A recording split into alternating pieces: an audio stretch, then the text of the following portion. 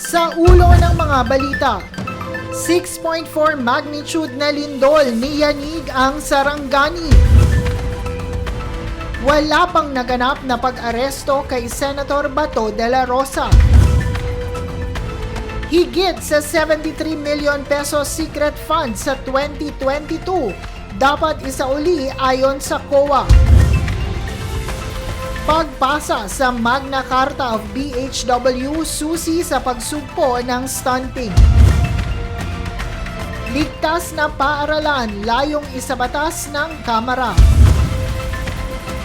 DA hindi magpapatupad ng import ban sa bigas bilang paghahanda sa epekto ng nalalapit na El Nino.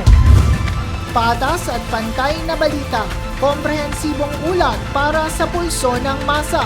Ito ang News Force.